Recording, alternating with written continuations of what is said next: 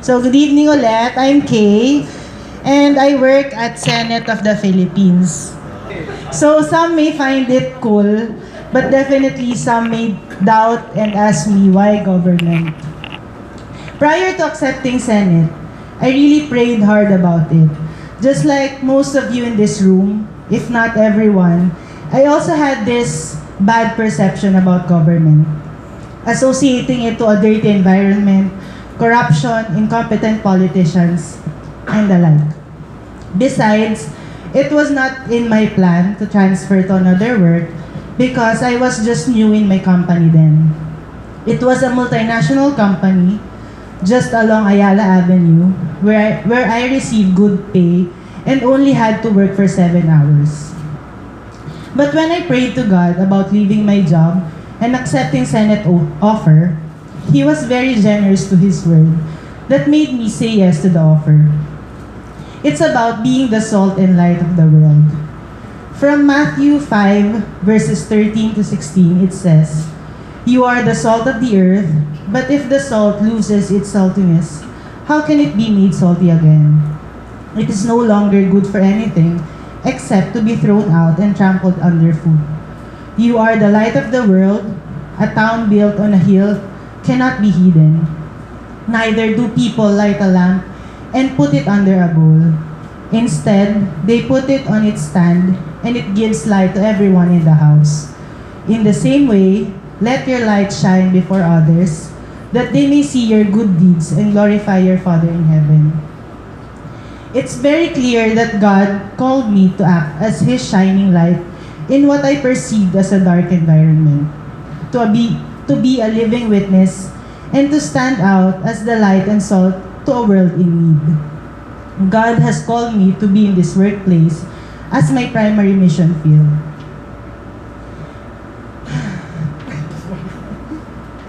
In the nature of my work, it is easy to be tempted, especially that it involves money matters. I believe that money is important in our daily lives, but it should not be the main reason why we work. It says in the Bible from 1 Timothy 6 verse 10, "For the love of money is a source of all kinds of evil. Some have been so eager to have it that they have wandered away from the faith and have broken their hearts with many sorrows." Money itself is not evil, and it can be used for a lot of good. It is the pursuit of money that leads to evil, like the use of money for evil things. So being a finance officer of a senator, hindi ko nasabing sino to. Alam naman na iba. I ensure that money provided to our office is budgeted well and is aligned and managed in accordance with the guidelines and regulations. Funds in my care are allocated and used properly. I maximize the budget by providing assistance to those in need, using it for the welfare of the people, like financial assistance, medical assistance, burial assistance, etc. I also make it a point to ensure that requests for financial assistance are legitimate because more than knowing that it came from the taxpayers, everything comes from the goodness and generosity of the Lord, and I am just a mere steward of it. At the end of our lives, we will be accountable to the actual owner on how we have taken care of His resources. Also, I keep in mind that it is God, not our employers or businesses, who will ultimately provide for our needs. God does not guarantee us every promotion or the most successful business, but He has promised to meet our needs. Fitting into a new workplace is not easy. I had to immerse myself to their conversations that sometimes will include gossip and negative humor. Our culture nowadays tend to treat gossip and negative humor lightly. Especially in today's social media world, much of our conversation is available online, and almost anything can be sent on a computer or through a cell phone that can cause harm to other people. I myself am not excused from that. I used to be known as the second tagapagdala ng balita of our group. In short, chismosa. Second to my close friend, kasi sa kanya nanggagaling yung chismis. Slowly, with God's grace and mercy, with the help of the teachings we receive, and being constantly surrounded by my brothers, sisters, and other positive people, I became more conscious in choosing my words and even actions carefully. Through lingkod, I was taught to strive to be the same person in front of the crowd and behind the scenes. That means being the same person in every environment I find myself in. Despite my best efforts, there are still times when I fall into gossip snare. One thing I realize is that maintaining ties with fellow believers is a helpful way of keeping my tongue in check. It's not always the case since we don't always share office space with other believers. What I do when the gossip starts, I try to stay away from the situation. So that would put me in the middle of the gossip. I do early lunch kasi lunch usually yung common time. And then magla-lunch ako kasi may mass every day sa Senate. So magmamas ako doon na 12:50. Pero if ever I would be put in the situation na nandun na, I will try to divert the conversation or better still, turn to my gossiping office mate or compliment him or her and ask him about his or her life. There are times when my boss or office mates do not meet the expectation that I have on them. Most of us too would probably complain at one point or another. I have to admit that I too experience that. Some things are beyond my control, that all I can do best is to pray for them, for their enlightenment, wisdom, good leadership, guidance, right disposition, and decision making. There is power in prayer. It can move mountains. My office mates might not always do things God's way, but I am confident that God will have His way through them, whether they know it or not. The verse that says, "Work as if you are working for the Lord and not for men," has helped me get through toxic days at the office. Remembering that I am pleasing and giving honor to God, and not only just for the applause and recognition of my boss or office mates. Keeping integrity in the workplace is difficult, but it can be done.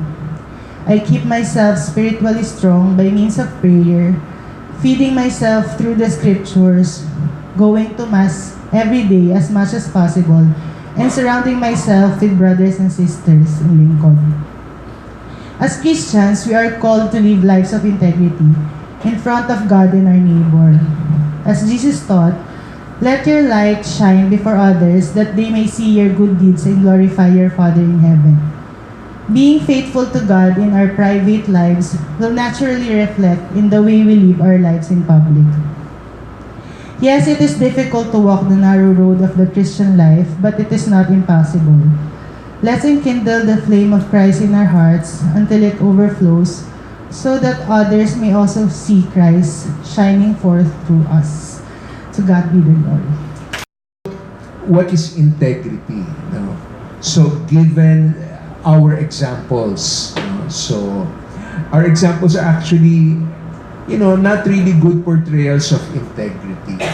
But I just wanted to make a point. So, what is integrity, brothers and sisters? This is a good definition of integrity. To have integrity means you hold yourself to a high standard of doing the things you say regardless of circumstance or feeling. Okay? I think this is an objective definition of what integrity is. You hold yourself high, to a high standard, and doing things regardless of circumstance or feeling. Whether pinapanood kayo, merong nakakita sa inyo, you're on your own or not, you do these things because you're holding yourself to a high standard. Now, we must say that we have an integrity problem in the world. Don't you think so? Kasi nowadays there is a lack of regard for one's word. Yung isang salita, hindi na ibig sabihin paniniwalaan mo. Kasi pwede mo namang sabihin na uh, I was just kidding, I didn't mean that, I was taken out of context, no? Especially when our leaders, the ones expected to set the tone in the world themselves, have no integrity, no, or lack integrity. No? So makita natin kagad yung contrast that we live in. No? Here in community, integrity is a very, very important character trait. No? Fortunately, we cannot see that in the ones leading us, no, in our country. No? Nowadays, promises are made and casually broken. Diba? Ganun na lang. No? So, it also means reflects a lack or fear of commitment as a result. No? That's our integrity problem in the world. No? Another one, an example of how we can show this, no? Integrity is not just a new issue. Even in the Bible, we have examples or situations wherein integrity was an issue. Okay? Yung parable of the two sons. You remember that, brothers and sisters? Ito yan, no? Matthew 21, verse 28 to 31. A man had two sons. And he went to the first and said, "Son, go and work in the vineyard today." And he answered, "I will not." But afterward he repented and he went.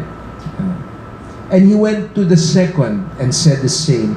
And he answered, "I go, sir," but did not go. So, which of the two did the will of his father? Ang sagot, neither of the sons did, because he did not do as they say they would. No? Kulang na kulang kasi tayo sa magagandang halimbawa. No? Remember that, brothers and sisters. No?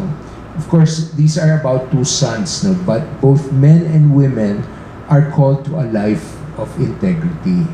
Okay? Okay. One's word is key to having integrity. No?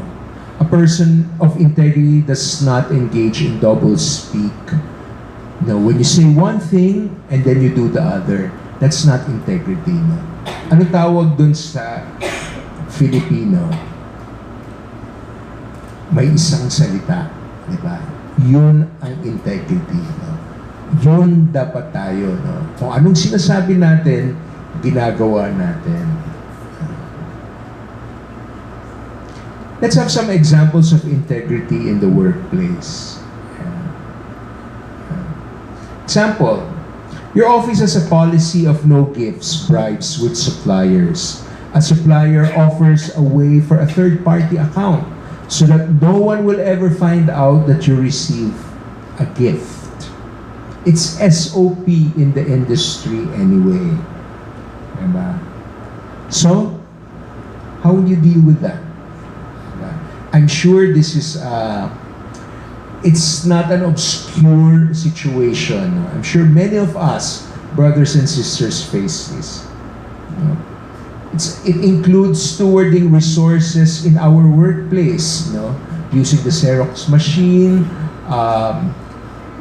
engaging in social media during work hours, using the phone during work hours for personal reasons extensively, and yung paggamit ng paperclip. Diba? Yun yung even those are issues of integrity or situations wherein we can show our integrity. Integrity is the moral quality of being right and correct. Often it's said that the one who has integrity is the one who acts rightly even if no one else is watching. So it doesn't mean na meron lang tayong integrity dahil nandyan yung mga brothers and sisters o nakikita tayo ng ating pamilya o may mga taong nanonood sa atin. No. Integrity is maintained and should be retained whether or not somebody is watching us. No? Because it's merely a moral quality of being right and correct. No? It doesn't have to be viewed. Another example. Even though it was not your department and you were not required to be present, you were asked to assist. Mali.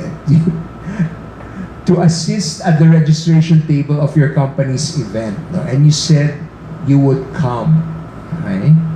But before the event, a friend offered you free tickets to the advanced screening of HLG. Yan. In 3D na IMAX pa. No? And so you assume that there would be others anyway in the registration table. So parang okay na rin siguro na hindi ako magpakita. No? HLG yun, di ba? And what's that, Ivan? How life goes. So HLG, no? Hello? Hello? Goodbye.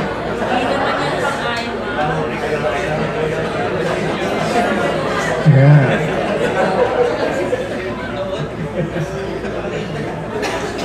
So hindi ka na pumunta kasi may HLG nga, no? But remember, brothers and sisters, when we give our word to those who hear it, no, they will be entitled to rely on our word. No? Importante yung sinasabi natin. Pag sinabi natin na pupunta tayo, no? Pag sinabi natin hahabol tayo, kahit mahuhuli tayo, dadating dapat tayo. No? If they're not able to do so because we say one thing and do another, then we cannot be examples of integrity. No? Walang isang salita. Di maaasahan. No? Mahirap yan sa lingkod. Diba?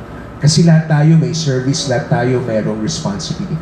Just imagine if people did not follow through on what they've committed to. No?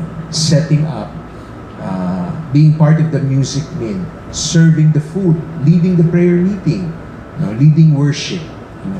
So, just imagine what kind of community we would have kung ang salita ay hindi naman natin maasahan.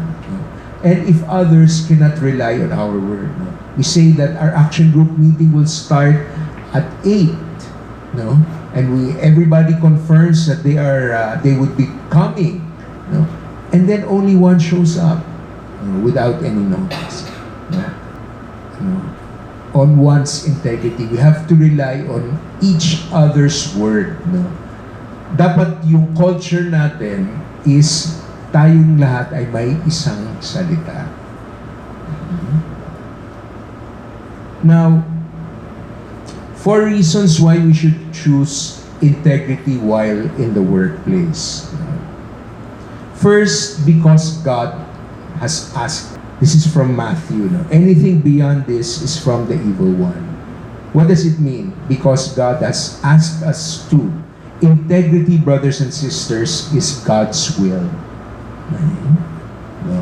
Integrity is God's will. No? It's just not, being hip or being good or being, increasing our chances of being popular.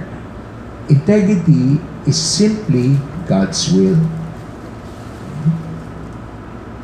Second reason, because we are called to be holy and fully for God. No? So if integrity is God's will, we're also saying that integrity is a call of God. No?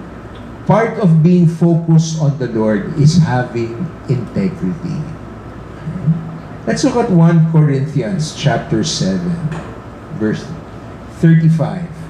I am saying this for your benefit, not to place a limitation on you, but so that without distraction, you may give notable and constant service to the Lord. Buong-buo para sa Panginoon ang gusto nating klase ng buhay. So kung buong-buo tayo para sa Panginoon, ibig sabihin nun, integrity is part of that. No? Because when we respond fully for the Lord calls us also to have integrity.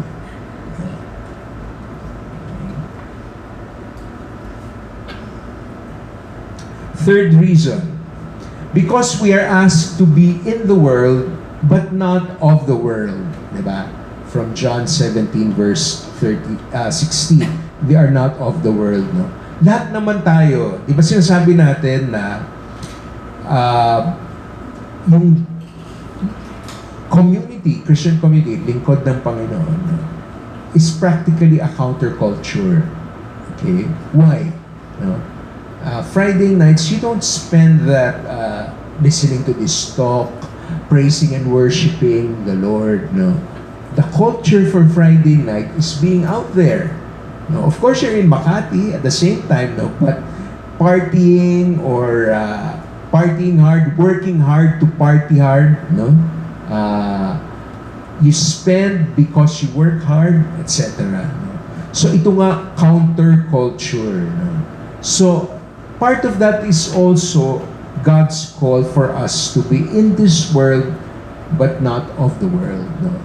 If the world says, or even our leaders, our nation's leaders will say, our word is very relative. You know, when I say something, you don't have to believe that. When I say something, I don't have to fulfill that. No? That's the general tone that we are being exposed to. No? That our children, unfortunately, are being exposed to. No? Not just yung walang salita, na masama pa yung salita, na-aggravate pa. No? No? So our call, brothers and sisters, for integrity is to, we're asked to be in this world, but despite this world, we are not of this world. No? Nandito tayo sa isang mundo na masalimuot, na magulo. No? But the call of the Lord, brothers and sisters, remain the same. We must have integrity. Integrity is God's will. Integrity is the call of the Lord. A part of the world, but apart from the world. Ganyan tayo. No? Para tayong ilaw, no? A light that shines in the darkness. Fourth reason why we should choose integrity while in the workplace. Because Jesus himself was undivided in his word and in his actions. No? I am the good shepherd. I know my own, and my own know me. Just as the Father knows me, and I know the Father, I lay down my life for the sheep. And I have other sheep that are not of this fold. I must bring them also, and they will listen to my voice. So there will be one flock, one shepherd. Brothers and sisters, we are recognized as God's disciples through our integrity. Which means that to be a true Christian, you must have integrity. Kung wala kang isang salita, hindi ka kapani-paniwala bilang isang Kristiyano. Easier said than done. But the Christian life was never promised to be an easy life. No? It may be a fulfilling life, it may be a full life, but it's not an easy life. No? And part of that is maintaining and living a life, you know, with integrity. Let's how do we put integrity in the workplace, no, into practice every day? Some suggestions. A, make a decision to live a life of integrity now, not tomorrow. Okay? Kung nakalusot tayo in the past na yung sinasabi natin, hindi naman natin binibigyan ng, we don't give it much weight. No? Or we don't really expect ourselves to do what we say. No? Let's change that. No? Let's make a decision that from now on, because I am a follower of Christ, I am a disciple of Christ, I am a servant of the Lord, I am a lingkod ng Panginoon, I will make a decision to live a life of integrity now. Not tomorrow. No more delays. Magiging isang tao na may isang salita. Let's pray for integrity in our lives, brothers and sisters. Next, do not take any step that will lead you away from a life of integrity. Okay? Of course, being part of community, we have a higher standard, no? But part of the wisdom that we receive in community means we are able also to see if that any environment or any place or any situation that we will go to is something that will lead us towards integrity or take us away from it. Diba? At this point, alam naman natin yun eh. Binigyan tayo ng, I think the Lord has given us enough wisdom to determine that. No? So if we know that we're going to a vacation wherein our values might be compromised, then let's not go into that kind of situation. No? You know, I've encountered many brothers and sisters na may vacation na plano yung barkada nila from college, so not part of community. No?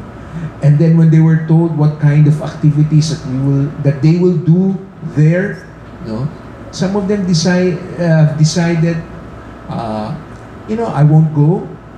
I will meet you after, or just somehow avoid a situation wherein their integrity might be compromised. Because if you decide to live a life of integrity now, you have to do that forever, not just for that day. Third, take your word seriously. Stand by and fight for your word. No? Dapat lahat dito, brothers and sisters, no? Bago man o hindi, matagal na sa Panginoon o bago pa lang sa Panginoon. No? Let's stand by and fight for our word. No? Ulit-ulitin na naman natin yung mayroong isang salita. Pag sinabi ni Ivan na dadating siya, no? Ini-expect natin na dadating siya. Pag sinabi niya sa susunod ng prayer meeting, kakain siya ng apoy, no? Ini-expect natin na meron siyang dalang, ano ba tawag dito? He will bring a torch, no? That he will just put in his mouth because he said so. Of course, that's an extreme example, no? We want to be in an environment wherein we can rely on each other's word, no? Tapos yung sinabi natin, nag-confirm, ganyan. Tapos biglang magbaback out, hindi magsasabi, hindi na lang biglang magpapakita. No? So, if you don't have integrity, community will die. Lingkod ng Panginoon will die. There will be no disciples of Christ. Because if we want to follow Christ as a disciple, then we follow Christ who is the epitome of integrity. Develop your integrity here. This environment in community, in Lingkod, Makati, no, is where you can develop integrity. So, use that. Fourth, stop rationalizing and stop justifying the means by the ends. Okay? Ito common, no? If you have integrity in little things, it's easier to have integrity for bigger things like future families. Just imagine if you have a family, you're leading your family, and your family cannot rely on your word. What kind of foundation or what kind of tone will you have in your family? So, habang maaga, matuto na tayong to practice integrity in little things because we will be asked and be challenged to do and to live a life of integrity for bigger things. Later on, maybe some of you will be leading corporations, not just families. Some of you might have families and lead corporations at the same time. Huwag niyo sabihin na I can set aside my integrity because I have a goal to reach this position or to have this kind of money by this age. So, can I set aside my integrity first? I just want to reach that goal. Integrity is a call. It's a lifestyle. It's supposed to be lived every day and not just on occasion. Fifth, be accountable. The decision to live a life of integrity is personal. If we want to evangelize also, and we want to bring others to Christ, we want to tell Christ that, Lord, I'm holding myself accountable before you. If I have failed in my integrity, then forgive me and I will do better. It's something that should be put in our consciousness. More importantly today, because these are troubled times. Integrity is not a factor to serve the country, quote unquote, or to be a leader in the country. Integrity is not a factor anymore. You can see that from many of our leaders in government. Unfortunately, most of them are also lawyers. So, siguro kaya marami rin galit sa mga abogado. Kasi marami naman talagang salbahe sa mga abogado. I must admit, some of the brothers and sisters in the legal profession, are really deplorable, I must say. But we don't have to be like them, or just because the world now says it's acceptable, it's fashionable, and having no integrity can even get you to high places and high positions. We're saying that no, I'm following the Lord. I'm a disciple of Christ. My standard is not that world. My standard is of the eternal world. So, you make a decision every day to stand by and fight for your word. Be accountable to the Lord. Be accountable to one another.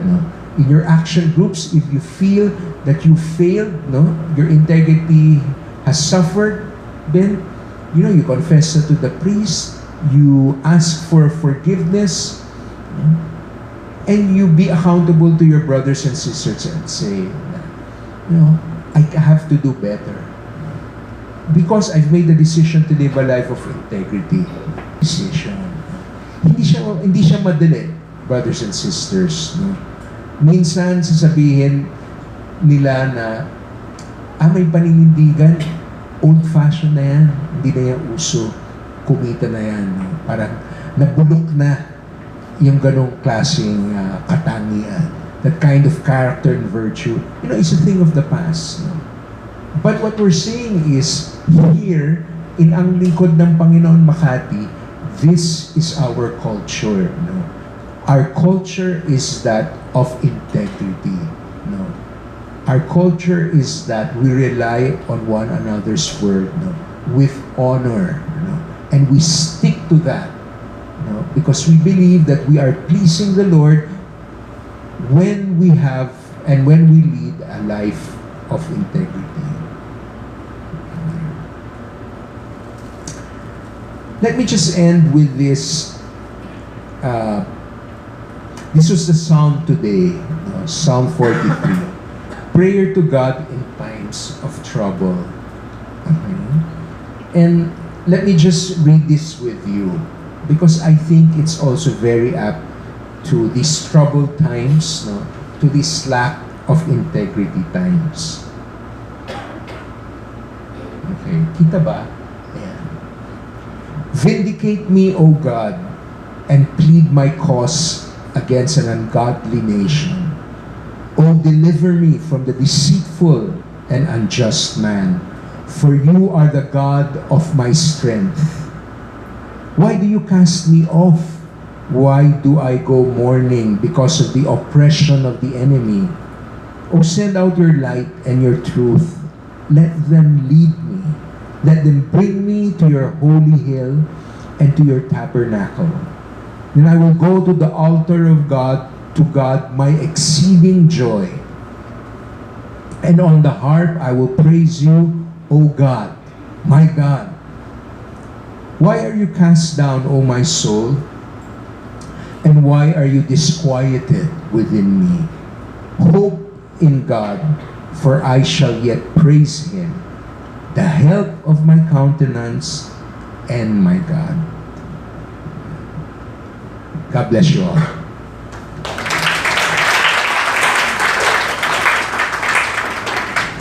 Thank you. Palakpakan